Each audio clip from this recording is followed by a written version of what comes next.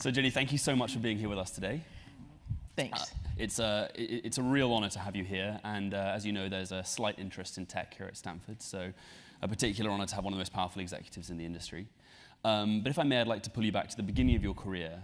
You started off in the automobile industry. What prompted the move to tech? Well, I listened to as John was describing that. He said how many years, right? Are you all looking at me thinking I look older or younger? And we were just outside talking about this. You've had Mary Barra here too, right? So, because I started actually at General Motors, and so why did I move? I have to tell you something, and it's kind of an interesting story. General Motors had at the time, back when I went to university, and I went to Northwestern, and I was putting myself through school.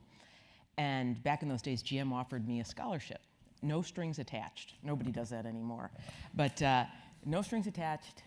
Help me with school if I would just work in the summers. And I felt a great obligation then to try.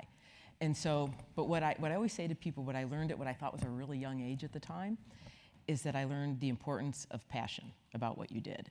And it isn't, and I say to Mary, you love cars.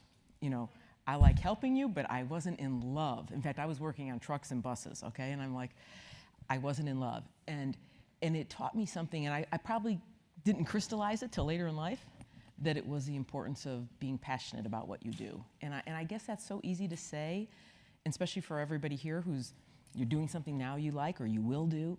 But boy, life is too short. And so you've got to keep moving till you find what that is. And I'm not even sure I knew what it was at the time. I could only see what it wasn't. And so that was what made me move. And so because I said I love technology, because I was an engineer, I loved it, but I wanted to apply it to do things.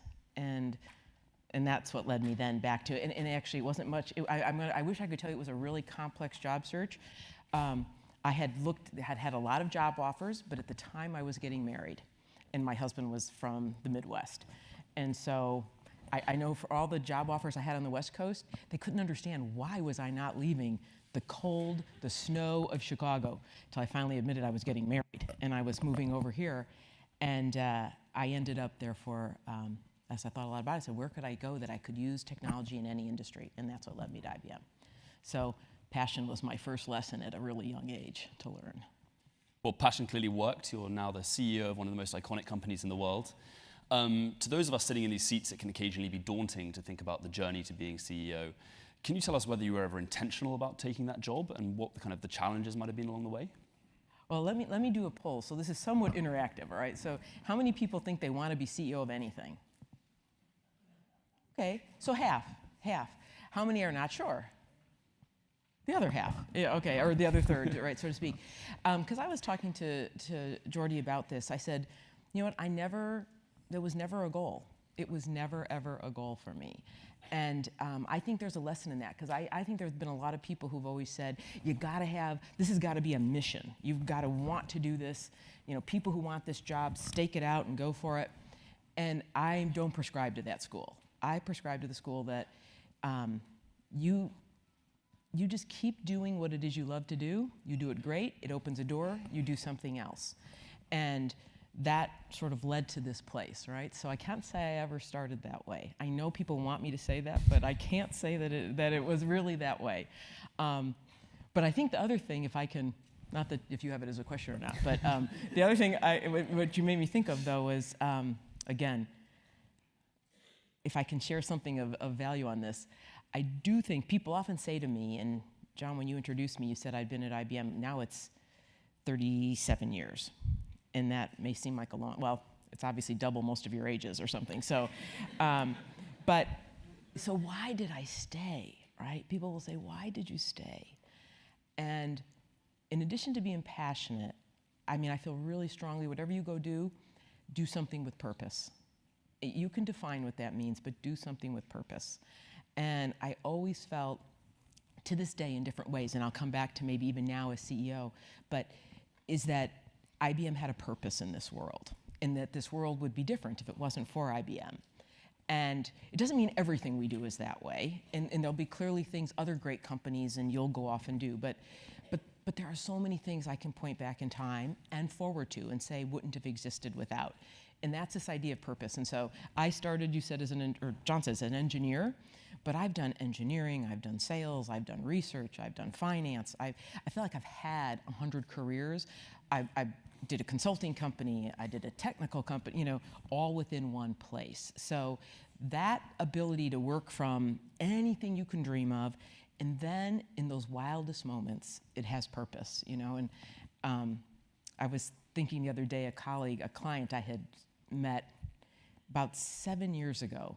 We had started some work together. You mentioned Watson, and we started in healthcare. Healthcare is one of the most difficult, and who's in healthcare? Who wants to be in healthcare in some way related? It is obviously one of the most important things to change. It is one of the most difficult things to change, and it varies around the world and what the systems are. But anyways, I've always said for IBM, it was going to be one of our moonshots. Moonshots meaning I know how hard it is to change. I mean, it's so obvious, the problems. So if it's so obvious, why can't it get changed?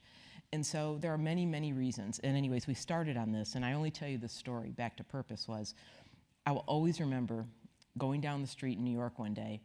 I was with my husband, and she called my name out, and I turned around, and it was a client. We were working on the beginnings of Watson in healthcare. And I can always remember she grabbed my shoulder and she said, we will change the face of healthcare. My little part. I'm under no illusions that I will change, my little part. To me, those are the moments you live for. And so that is why I stayed. Did you ask me that question, though? I felt like telling you that story. I don't know why. My question was somewhere in there. I somehow felt it was important based on, I don't know what, but go ahead. All right. I don't always tell it, so that was a... No, thank you. You're welcome. It's a more interesting answer than my question was. Okay, so okay. It works. Why do you stay here? Sorry? No. This is not interactive. We're cutting that off. But I looked. You've had lots of different jobs already. I've had 3 or 4 Several jobs. experiences, right? Yeah, several experiences. None of them with any purpose, which is why I'm here. So yeah, that's a little easier. Now, do you believe about purpose, though? Doing something with purpose, or just more? I'm just curious. I do now. I'm not trying to put you on the spot. I am serious. Does it seem important now, or maybe later? I think it always seems important. I think purpose is something that I think a lot of people here think about a lot, and it's one of the reasons why a lot of people come to business school. I mean, it isn't the only reason. Don't make it. I don't mean it to be as an altruistic point, because I think you can do multiple. You have commercial value and purpose at the same time, right? And you can learn and have purpose at the same time. And I think those are those companies that offer that wonderful combination. And it isn't as if it's like all you have to do every moment of every day, right? So that's all. I think you will find many opportunities to do both.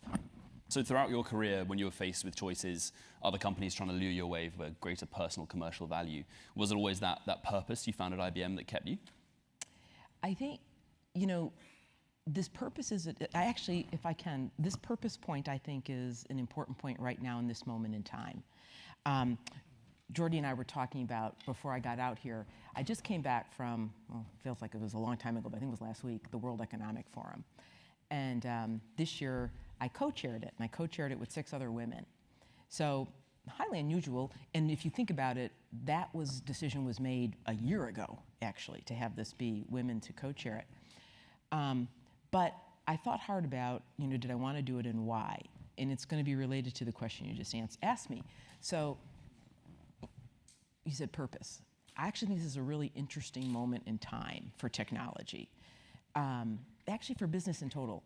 I feel like this is this wonderful, we have this opportunity to solve so many problems, many you work on, but with them come a set of challenges that are greater than have ever been in time before. And so the reason I had agreed to do WEF was this idea about responsible stewardship. Now maybe there's a better word, but I feel tech ourselves, as well as even most companies, this idea that what is responsible stewardship? Because there is no doubt these technologies, and maybe we'll talk a little bit about it, they're going to impact everybody. They're going to impact everybody's job, and they're going to happen faster than other series have happened before. And we have this, I think, a real issue of creating a world of have and have-nots out there, and whether it's businesses, whether it's people, individuals, and that there is this idea that you've got to responsibly bring these technologies into the world. So when you say to me what also keeps me there, it is that belief. And I think this is really this moment, and maybe we'll talk more about it, but this ability to usher them in with transparency, with purpose, that word again, to also live by a set of data principles so the whole world doesn't end up with all value in a few hands. I think that's wrong. And a third is then a real obligation of business and government and society to prepare people to live in this world. I always think it's like, transforming a company. You can see where you are and where you want to go. You get killed in the transition. And it's always this transition that makes the difference. And so why do I say? I believe really strongly that we understand that stewardship, that it is not enough to make things. You have to bring them safely into the world or your job is not done. There's a lot you can take your notes back out. Sorry, I agree. No, there's a lot to unpack in there, and I think that one of the interesting points is in a practical sense, how do you balance your responsibility to your shareholders, your need as a company to drive sort of real technological leadership with that stewardship to society? I mean, how do you do that on a day-to-day level? What do you think? And seriously, and you must think of this in classes, right? What do you think about for that? I honestly have no idea. Okay. I'm not putting you on the spot. I'm not putting you on, because I think you actually probably know the answer to that, to be honest with you. So to me, the answer has always been, and maybe it's because of you talked about our past and all.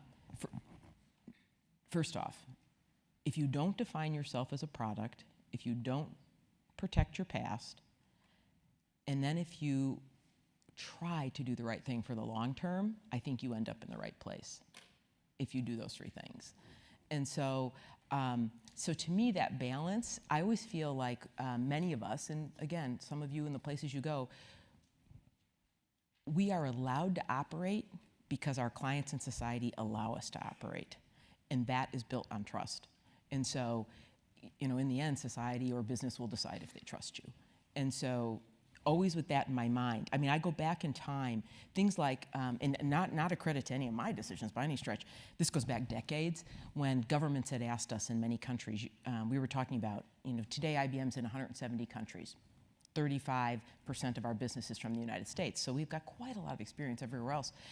How many times governments had asked us for access to technology, backdoors into technology, and we're the only tech that can say we said no from the beginning of time, because our license to operate was based on trust. And so I think this idea, if that's the role you feel you play and you make that decision for the long term and that trust will matter, you will actually make those right decisions. And I think it's true for consumer companies. I don't think it's true for just, we're B2B, but I think it's true for everybody. There's a lot of rising mistrust in technology companies these days, I think, and you've seen a lot of tech leaders go to Washington publicly apologizing. How do you think the tech industry as a whole needs to rebrand itself or reevaluate its image? Is it all part of this communication? Is it being demonstrative? How does that work? I was going to ask you what you think, but I won't do that. Okay, so let's... Next week it'll just be me up here. I'll take questions from everybody, and seems like that'll work better. You're doing good. You're well prepared, and so that's, in fairness. So let's just talk a little bit about that, right? Let me just pack it in small. I really believe this is a moment in time for all of us, and I say this to all my clients, right? This is our moment for this kind of stewardship. Really principled stewardship, about how to bring all this technology in. So I think when you do that, you recognize what you are and what you're not, or what you've become. And so, as an example, we'll probably talk a little bit about AI. And in AI, as an example, is one of the many technologies, but I feel this way about others too. When I say, what do you have to do to build trust? Well, you have to bring it into the world and be clear about its purpose, its transparency, and its explainability. So purpose meaning, tell people this is to augment what man does. Honestly, I was an AI specialist like 30 years ago. I wish it had been called augmented intelligence. I've been saying this for a decade, because I do really see that we'll solve so many great problems, but this will be a world of man and machine. And so they're going to have to work together, and that is going to mean a lot of change. And so If you are clear that your purpose, though, is to work with, not to replace, and I'm not Pollyanna, there are things that will be replaced, but then you'll help people do their job even better. And I see this I can give you tons of examples of it. So purpose, then transparency. I think I need to tell you when I'm using these technologies. And then I need to tell you how they were trained. I need to tell you what data got used. I need to tell you where it came from. It's one thing if you're asking simple questions about weather, and we own the weather company, so that's okay. No problem. You assume how weather got there, or the favorite song. But when you're asking about healthcare, you're asking about a regulation, you're asking about the right treatment for cancer, you care who trained it. And so then the other thing I tell you we've learned over the mistakes we have made is you then have to be able to explain your answers. Because if I'm a professional using AI, do I want a black box? How many of you would like to work with a black box? Gives you an answer. You don't. You want something to say, this is why, this is the background, this is how it came up. And it took us down different paths of how to build this kind of technology, because you have to be able to explain it. So to me, when you said, how do you build that trust in this moment? I don't think it's about just words. I think it is about real actions.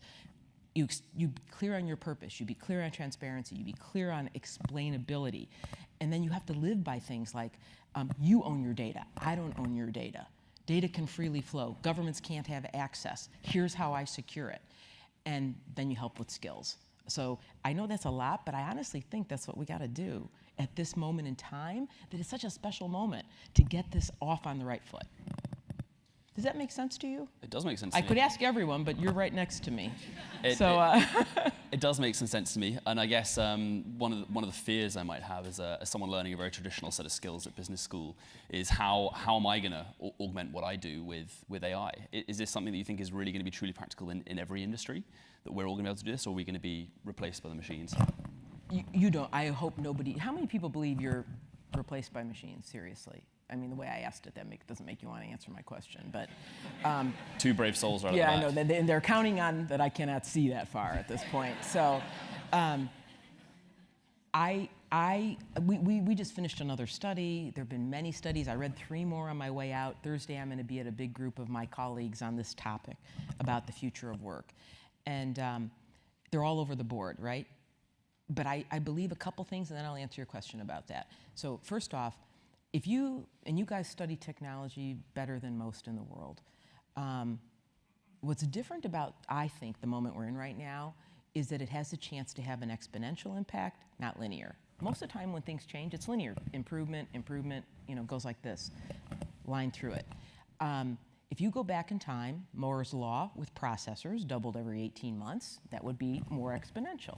If you would go back then in time, the social media networking, where it later became known as Metcalfe's law, that the value would be the square of the nodes in a network, so you have the network effect. So everybody talks endlessly about the amount of data. It's not the amount.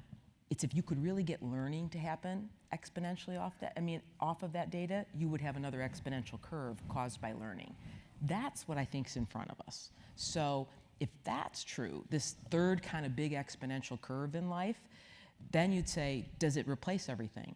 I don't think it replaces everything. It does change everything. So we've done all these studies. It could be 5% of jobs, 10%. I don't think it matters. I think it's 100% change. So you prepare for that world. And I was so 2 ends of a spectrum. One of the very earliest things we did was healthcare and started in oncology. Extremely difficult. And it's been an interesting road and an interesting learning. So first off, time does matter with some of these technologies to get started. So you may think of Watson for Jeopardy, but much has transpired since that time. In fact, November, December, The Oncologist, which is the most trusted sort of peer-reviewed journal of oncology, put out a study on Watson, 1,000 patients, tumor board, and we were able to find 30% more, in 30% of the cases, new things that should have been followed than what a doctor could find. That's not an insult to doctors, but there's a learning here, right? Because how many professionals ever want to be told they missed something or they got something wrong? It's very difficult. And so there's a whole change management side to what's going to really happen here. But I then take that same situation, and we're now up to 100,000 patients in oncology treatment in India and China. See, because there's only one oncologist for 1,600 patients. Here, there's one for 100. It's a very different world. And so that sort of idea that motherhood's, how does that saying go? Necessity is the motherhood of invention. Have you ever? It's going to leapfrog, I think, and driven by perhaps other parts of the world for different reasons, less specialization. So there, the doctors are learning and saying, oh my God, I can't do this job by myself. I mean, it's impossible for almost any professional, right, to do this. So I learned this lesson with that, and the technologies continued to learn faster and faster. I remember the very first cancers took 9 to 12 months to teach. Now, 30 days, a new cancer, 30 days, a new cancer. So this idea, will your job change? I think everybody's will, and professionals at one end of a spectrum, and then I said there's another end of a spectrum. Just to give you a feel for why I say this, my own HR, I actually think, most people, anybody want to be an HR professional? One, okay, see, there we go. Now, it is, most people would, A, it's a difficult job, B, there's a lot of administration that people think typically associated with it. I've got a fantastic leader who has spent 4 years, I think, making it the most AI cognitive profession in the world. Now, it's changed everybody's job, but it has got everything to do with how recruitment is done, proactive retention, compensation so there's no bias in it, as an example. Everything to do with not only answering your questions, helping your career, what should you learn? And that is applied everywhere along the way. And that to me is like a really normal, good example of how life changes for all of those jobs. And they all changed. It does make a difference in that you have people with less training and skill able to do jobs, and it puts a premium on being an expert on the other side, because things go very quick from beginning to expert. You skip right over those. That's the kind of world I think we'll be in. Definitely. And to go kind of away from AI, but still the future of work, something that really struck me as I was researching for this interview was IBM's Pathways to Technology schools. I was wondering if you could tell us a little bit more about that and the mission and how you think future high schoolers will go through their education. Well, how many people think that kids coming out of school have the right skills to be successful? Broadly speaking, not your neighbors. Okay, was the neighbor part that stopped you, or the you're like, oh, my neighbor's kids, forget it. This is be something I would like to either get some opinion. We're gonna have some lunch afterwards, some input from folks. This started with, I believe, back to this point with this moment of technology changing everything, that the skills issue is a really big issue around the world, and I don't look at it just in a zip code and in a state in one place in this country. I believe it's what's given rise to all of the political upheaval we've seen. There are people that don't view they have a better future in front of them. There is a world of have and have not, and that to me is a very dangerous place to go for any economy. And so I think the route, when you track back on all of this, is skills. And so Jordy asked me about this thing called Pathway to Technology that we started. So this is a wonderful university, but I don't believe in the whole globe you can say to people, you only have a future if you have a STEM degree or you have a university degree. I believe strongly in those. I mean, that doesn't mean I don't believe in those. But for the billions of people on this earth, that is not going to be the future. And so how do you therefore, back to man and machine, and how can people have a really productive future, make a good income, and have skills relevant? And so I think there'll be 3 things you have to do. One of them is, for the youth coming through, we came up with this idea called Pathway to Technologies.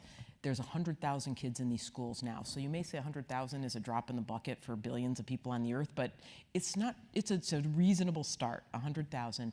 And it was the idea, could you take a high school, everybody, and we're now in 6 countries.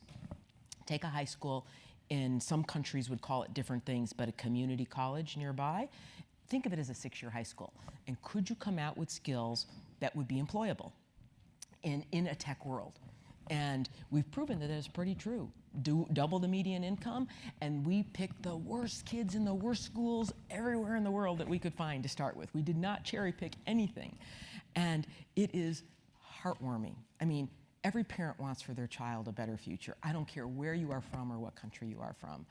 And every kid, if given the opportunity, so A, we help them with curriculum, B, we give them mentors, and C, if we have jobs, we give them a chance. And I got 300 other companies like ours to go in on this. Everybody everybody's happy to mentor a kid. I've never met someone who wouldn't do it yet. And this idea, I think, is becoming a bit viral. I'm going to do all the governors of this country, well, I guess it's February, this month already, get every state going. So there's about 10 states that it's already going kind of viral in. And I think this is going to be something that back to like social responsibility, every company can do something here. Every company, it's going to have to be a public-private partnership to address the skills issue in this planet. And many of my colleagues have different ways or something like it, but it will take that. And then there'll be the section of retraining, which is also one of the hardest. Again, back to this dislocation here. So whether we do a lot of retraining and others do, and then I think it leads to something else, which is going to be society and governments coming up with ways that say, you know what, this idea that you like go to school till university and you're done, this is not going to work out so well. We're going to have to do something with lifelong learning, and those of you that look at social systems, that do some encouragement that people continually go back and do that. So what do you think of that idea? Pretty cool. Pretty cool? Okay. It's heartwarming. I mean, the only thing I did not count on is that some of these kids, this has really been an interesting thing for me. The kids, they are kids, so it's okay to call them kids. You give them this chance, so 6 years, which by the way, you guys would never know this. The typical community college in this country, it takes 7 years to graduate from a 2-year school. And even at that, like 7% of kids do it. I mean, it's ridiculous. And partly it's because the curriculum, they don't teach anything employable. And that's how they're funded. So we've been working with the government to get them to change that, to say, you can't just give schools funding. They gotta teach an employable skill, and that's not just a vocation. So, but the funny story I'm gonna tell you is what we had learned. So to get going, we've got kids graduating in 4 years with an associate degree, 3 years also with an associate degree. So when we offered them jobs, back to my HR, they came back to like, hey, you realize these kids are not like 18 yet? I'm like, oh, that's a problem, isn't it? So they're like, we gotta like pay for their mother to come with them too, you know? And so they gotta live somewhere. So for their internships. But anyways, we've managed through all that. And to me, it's very heartwarming. I mean, and many of them, by the way, go on to 4-year universities that never, ever, ever would have anyways. So it's both ways, right? Because I don't want you to say I'm not, it's to me about giving people a chance, right? That really is heartwarming, and these initiatives are fascinating. But I would like to change tack slightly to talk a bit more about IBM. It's a company, as the Dean said, that's transformed itself several times. You're taking it through another transition right now. I think we'd all be interested to know a little bit more about what transformational leadership means to you and how it's become so deeply embedded within IBM's DNA. Yeah. So IBM, 107 years old, right? Only tech still here through generation after generation, only one. And maybe it's because we've had a few near-death experiences that teaches you forever to be humble and forever to realize you have to reinvent yourself. And so, as I said when I started, like my learnings from my predecessors, don't protect your past, don't define yourself as a product. And then do the right thing for the long term, no matter how strong the short-term winds are in your face, which is what we have done. John, you mentioned we're 46% new products and services in the last several years. So in a word, what we reinvented IBM around, maybe I can convince some of you to come work for us. I'll hold that as my grade of whether I did a good job today or not, maybe. In a word, it was the word data. You're probably not surprised at that, right? It was, and honest, I had sort of come up with this, and I thought it was corny at the time, a decade ago, a saying that said, data would be the world's next natural resource. Because I thought the analogy was really good, that like oil, there are very poor countries with oil. So you can have a lot of data, doesn't mean you get any wealth from it or any value from it. But those who did, and the technologies were happening, could make a difference. You marry that with, we had done all this work on, just forget the background, a $2 trillion market to make better decisions. Unlike what we all probably think, we all don't make great decisions all of the time. So better make in any profession that would be out there. And so that's what we started and set out to do, and that is what has been really at the root of this. So it meant having to transition to the cloud, transition to big data, transition to AI. But I would be the first to tell you guys, we do it in a business context, and there is a difference. And so Just like when I think about artificial intelligence for consumers versus for professionals, I see a very strong difference. As an example, what we've had to build for is things like it has to learn domain data. So you have to learn regulatory environments. I talked about medicine. You have to learn HR. And that means you have to learn off of very small amounts of data. That's a different kind of AI. You don't have billions of records to look at. You might feel like there's billions of regulations, but they're not. I mean, so you have to learn off of very small amounts. That's point one. Second part, we felt like, you know what? 80% of the data is not searchable in the world. It belongs to our clients. I better protect it for them. And I better not just protect the data, I gotta build this in a way that the insights, because that's actually what's more valuable, stays with them and doesn't train something for the competitor. That is a very different kind of AI. That's not an AI that came from a search engine. So because I've got to protect those insights and I'll come back to why that is meaningful. It also means in this kind of world, you would have to be able to explain, like I was talking about earlier. You have to be able to explain where the answers came from. In consumer, not so much required, but definitely required when it's a professional that you're dealing with. So those are some of the differences. And so we've been remaking both our AI, all of our cloud systems, all of our expertise, and then you got to put it in workflow, because this, again, was my biggest learning. I'm telling you, the technology alone in a business environment does not matter. You have got to be able to change and reimagine the process of work. So we had to build all those capabilities in there, and always underpinned by security. And then this won't be the end. I mean, blockchain, quantum are all things we've been heavily, heavily invested in. And if I can humbly say, I believe in quantum. I know I'm out in I know where I'm at. I do know where I am, but I believe we're number one, and blockchain even too, for business reasons. Blockchain, I didn't say Bitcoin. And so I know you had Jamie out here. I've had endless discussions with him on that. So today, that's what IBM is. I mean, it is, we've always lived uniquely at this innovative technology, industry expertise, trust and security intersection, always reinvented for this next moment. And so again, I'm gonna be with my colleagues in another day. I am very optimistic. I know many of you want to do startups, and you will do and do great things. I'm equally optimistic about current companies that are out there, because as I say to all of them, I feel like this is the moment for the incumbent disruptor. And why do I feel this? This is the moment for the incumbent disruptor. If you believe it's a future differentiated by data and knowledge, and you own 80% of it, if you can do something with it, this is your moment now to take it. And as I've said, it just may be better to have had a past than not to have had a past. And so I see this in their actions in many companies right now. You see it in Walmart coming back. You see it, and this is now their moment. They've actually got something that, if they're able to harness it and do something with it, can differentiate them. And they build a platform on their expertise. And so I think it really, those of you that work on business models, it is a time of soul searching for lots of companies on what's their business model. They're saying to themselves, you know, am I a car rental company, or, you know, actually what I know how to do is fleet management. I'm moving cars around all the time. And in the world of autonomous cars, fleet management might be a pretty good thing to know how to do. So, I mean, I think everybody's going through that about what it is they can do with all that data and what their knowledge is. And so that's what IBM has become. It's the platform for that. And you brought it up, so I'll ask. There are lots of students here considering offers from Google and Facebook and the likes. Where should they go to IBM instead? Have I convinced you yet? I'm hesitating. Okay. We'll see. We'll see. Okay, let me ask you more questions, okay? I won't test. So, look, I think it goes back to where you and I started. I mean, we'll do some Q&A here. I would come to IBM for 3 reasons. A, you got to be passionate about the impact technology can have in the world. B, you got to want to change the way the world works. I mean, we do work on serious stuff that changes the way the world works. It doesn't mean we work on everything, so other people will do other pieces.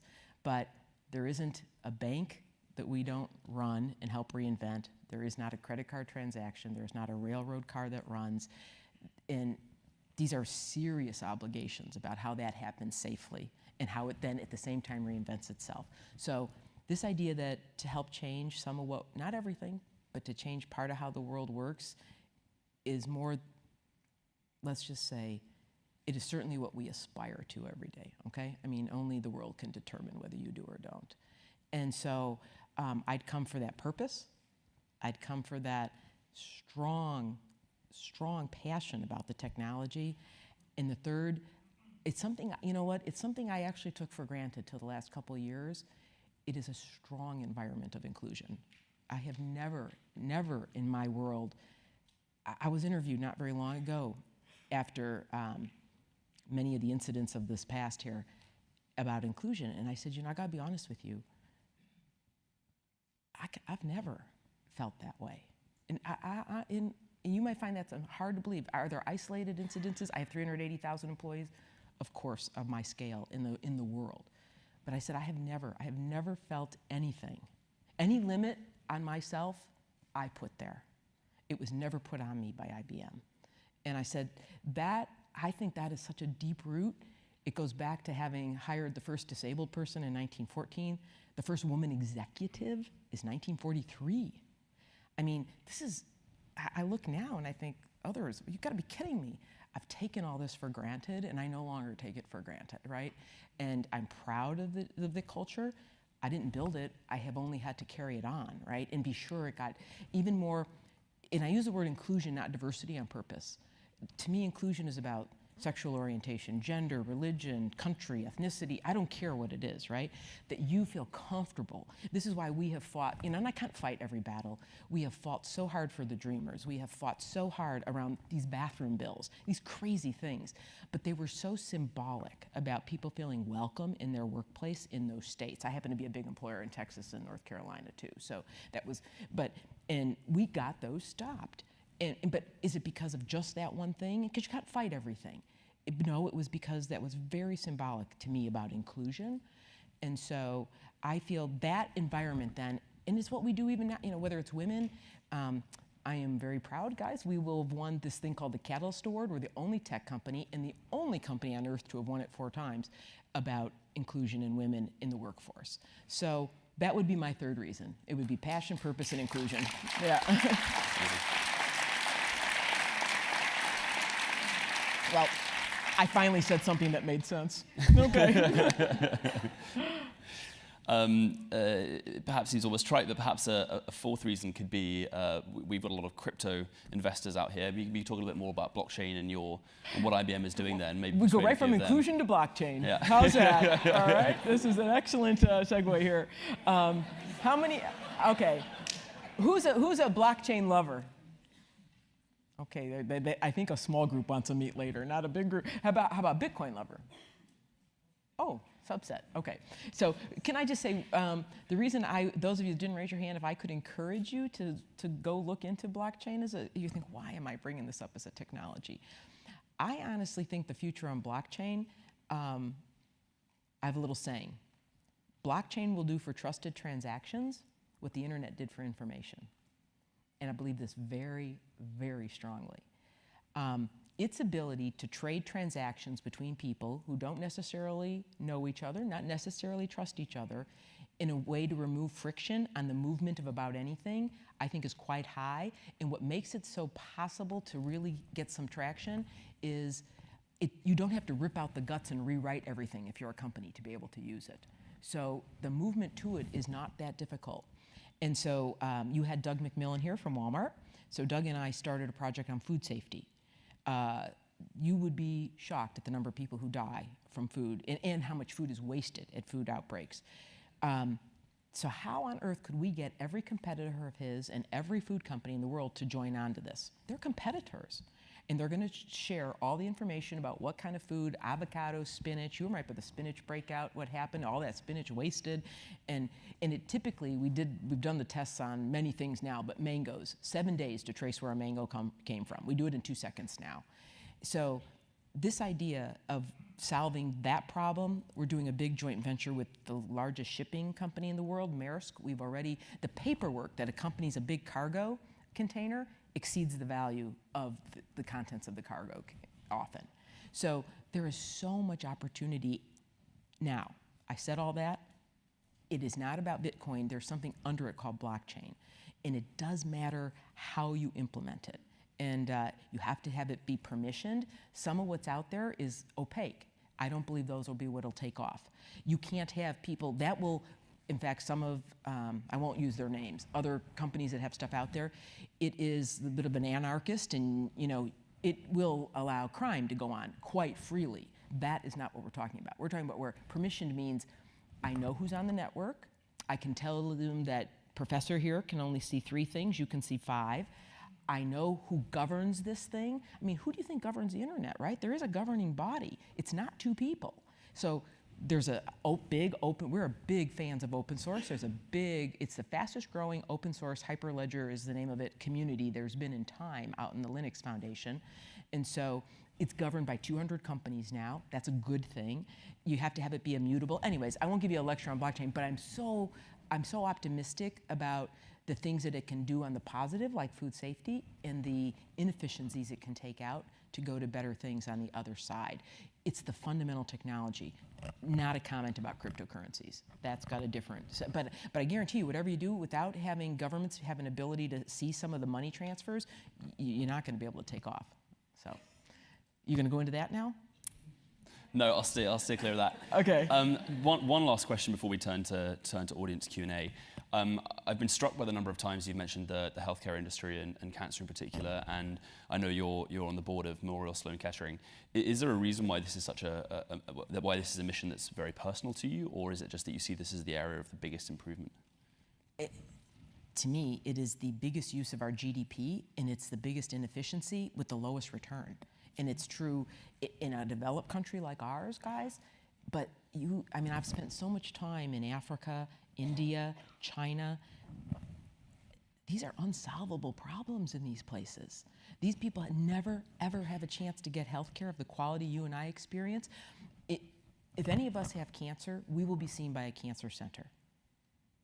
The odds of that happening outside this country are like 0. I mean, outside a developed country. And so that does not have to be that way. And this is to me, I guess I did call it a moonshot, right? And a lot to be learned from that. But I think all of us in our companies get a chance to work on some of those, right? So it was healthcare. But go back on the other side, I'm a biggest fan of trying to help reg tech and really basic things as well, right? Improve on the other side. But to me, us in what we've done and started in healthcare is it was very symbolic and important. And I think it's a really hard journey. But it is a deadly disease with many variants, and it's impossible. We started with cancer. So we started in the hardest spot. It's an impossible to do without the assistance of these kind of technologies. Thank you so much, Ginni. And before you have time to ask me any more questions, I think we can turn over to the audience for some Q&A. Maybe you'd like to ask him a question. No one can ask me questions. Turning the mic off.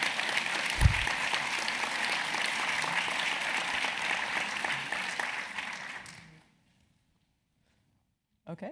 Anyone? Hi there. My name's Catherine. I'm an MBA too. My question's related to your time chairing the World Economic Forum. I think the World Economic Forum is one of the coolest ways that private and public leaders can work together to solve problems in a tops-down way.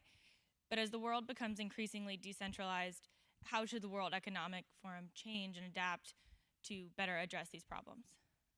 It is a good tops-down, but I think what happens when you leave the World Economic Forum, it becomes a bottoms-up effort of what people can do. And I will tell you, this year, a majority of it, a lot of it was on skills issues and how everybody can work in partnership with that. So I think what it can do, don't try to put more into it than it's capable of, right? So it isn't as if it's a standing body. It is a standing body, but an organization that can actually have rules or committees, standards, and it's more about I think putting standards out there that can be followed in the rest of the world. This is a really critical time. As different countries move more inward with each other, it's a dangerous moment. Right now, Europe is setting many, many standards around data.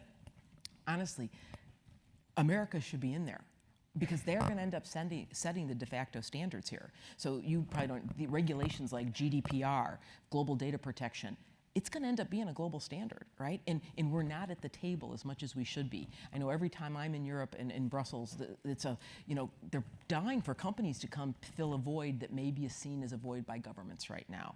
And so I think what can happen when you said what happens next, I do think companies can help in this time, particularly where you might want to call it more and more countries look out for themselves, are more nationalistic, whatever words you would like to put around it. I think it calls for those of us going back, particularly around things like, modernization of trade, skills in the world, and we didn't talk much about cybersecurity, right? In cyber and that impact, because cyber is the one thing that will stop it'll take 3 steps forward and 5 steps back, right? With cyber here, with what happens. So I think that's what we can all go back and do. I always remember a meeting years ago that I'd had with Shimon Peres late in his life. And I remember a quote he had said to me. I don't know why it's always stuck with me, but maybe it's because I feel it's true. He said, companies can do more to help countries than governments because they know no boundary. And it's true. If you, those of you that were, you don't. I don't really see boundaries that way. And so I think it's that's the important follow-on, is what this public-private partnership becomes. Thank you very much for your time. My name is Yaya. I'm from Saudi Arabia. I'm a joint degree candidate here doing MBA and Master's in Electrical Engineering. So my question to you was, how can AI help businesses that are outside the US or Europe, where the infrastructure that allows AI to let these businesses flourish, like intelligent investors or talent, like data scientists or something, are not available in these countries or locations? Yeah, I think, first off, many of what we offer is a platform that is available in any country. It may not run in the country, but it's running somewhere else as a platform. And I was telling John ahead of time about one of your colleagues here, Joshua Browder, who is one of your colleagues. I mean, I met him only because why would I ever meet him, other than he found Watson, and he then built a business called Do Not Pay for people who shouldn't pay parking tickets that they got wrongly. And I think he's handled like 200,000 parking tickets, those of you that know the story, $11 million, but he's working on Syrian refugees now and how to get them the right paperwork to stay in different countries. And so I think this is more accessible. When we do work in Saudi Arabia as well, this is more accessible than you think. And so to me, I think this is a wonderful technology to allow entrepreneurs, as well as big, as well as them coming together. I actually see a lot for the coming together between those two constituents. And if you think of it as a platform, it's more accessible than not accessible, albeit some issues in certain countries, but still accessible. The back? Hi, I'm Cheng Hao from the MSX program. IBM is a company, a global giant with a storied history. I'm wondering how you keep the IBM family nimble, creative, and innovative. Is it more of a top-down or bottom-up approach, or just like to hear your views? What's your perception? I think it has to be It's both. okay. Yeah, I think it has to be both. Myself, I'm from the Air Force. It's a big organization. Anytime you want to get something going, you want to start small. You want to create space for people, but at the same time, you need some top-down direction to say this is the vision. I'm just wondering if you have a slightly different take on it. I do. I mean, not that this has been one of my biggest learnings, perhaps one of my biggest mistakes as well. So, Jordy asked me this. So IBM is today an $80 billion company in 170 countries. We talked about 46% of it new. Lots of new entrants, obviously, into this technology field. And so how do you get change to happen fast? So I'll tell you I'll try to make a very quick story about what my learning was. So probably my first 2 years as CEO, I would say to the group, look, it's true, the world is moving so fast. Come on, faster, faster, faster. You got to work. I mean, I think if anyone would have said, what does she talk about? They would have just said, go faster, go faster, go faster, go faster, go faster. And constantly. And I thought about after 2 years, what did I do? I exhausted them. That's about what I got done. Until it dawned on me that I have to change. It's my job, and we got to change how work is done. And I'll tell you, and so while much will ever be written about the portfolio and how it's changed, I think far more, one day, revisionist history, one day when we're distanced enough, we will look back, and the far more interesting story will be how work gets done and what happened to the people and to their skills. And on the how, what we had to learn was we were a B2B company. So the shortcut of this is, it meant you can be big and be fast, but you do have to re-architect work.